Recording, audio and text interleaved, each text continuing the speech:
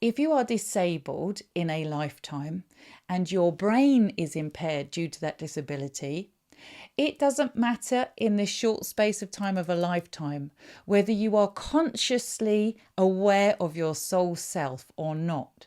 You see, we confuse the brain being consciousness. The brain is the computer that translates consciousness, the data that is around us in the field.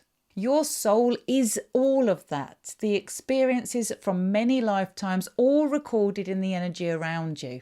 Every one of us, whether we consciously are aware of it or not, is evolving at the soul level. We are all energy. Energy wasn't created, cannot be destroyed, and therefore you just are. You have always been and you always will be. Spirit guides are always around those who are in need, and they will find a way to communicate to your loved ones in the way that it's needed for them. Disabled people can be very much still in tune with the spirit dimensions, even when they can't mentally communicate that to you. The intelligence of spirit is immense. Please don't worry that you need to teach your disabled children, for instance, how to communicate with spirit guides. The spirit guides already know how to be in communion with your loved ones based on their needs, and they will be doing that, whether that's through dreams, when they go to sleep, or whether it's just them feeling the presence of them around them and finding peaceful, soothing and nurturing. We don't just communicate with the spirit world with our mind and our brain. We use our whole being to experience the spirit world around us. It would be easy to project onto a disabled person what you think their reality must be like. When I've connected with people in the spirit world who've had lifetimes where they were disabled here, they've often communicated to me that their experience of life and their suffering wasn't how we would imagine it to be, coming from an able-bodied perspective. Their soul knows exactly why it's here. It's chosen these conditions because this is their soul pathway. There's nothing that they need to do to find their soul purpose. They just need to be their soul purpose. Many people mix up the doing from the being. Becoming spiritually aware is to embody unconditional love. It's to be here now in the present moment. And people who are disabled are forced into their body, forced into the here and now. They have to just be here now, being the life in the universe as it is right at this moment in that body. They're doing exactly what they came here for and more. The purpose behind their lives is huge. Think of it this way. Imagine how many people your beautiful children and their wonderful souls touch in the world around them. Maybe they're here to help the medical profession understand more.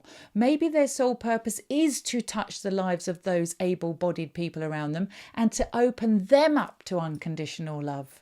Sometimes we can think a soul purpose is grandiose or it's got to have a massive, huge impact on the world. No, sometimes it can be as simple as to master the art of just being here now. Maybe it's to learn patience or to learn the fact that we have to just go with the flow, to relinquish control.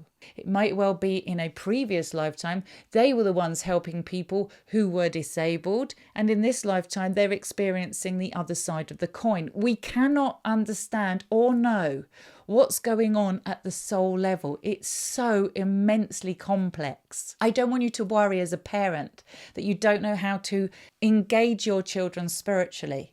Don't forget that you can ask their spirit guides for them. You can sit and ask and talk to them about spiritual matters. You can be that mouthpiece for them. You can just share time with them in the here and now in a state of unconditional love, and you will be guiding them on their soul path. The more we can get out of our brain and into the heart, the better. That is the soul journey. There are many ways of experiencing life. We are the universe experiencing itself. And in this incarnation, your children as souls came in to have this experience because it's so valuable to them. Not only them, but to you and to all the other souls and the lives they touch around them. I just want to give you some peace of mind and to give you hope. They already know what they're up to. Their soul knows precisely why they're here. There's nothing that you need to do or they need to do. They're on a journey that is perfect for them.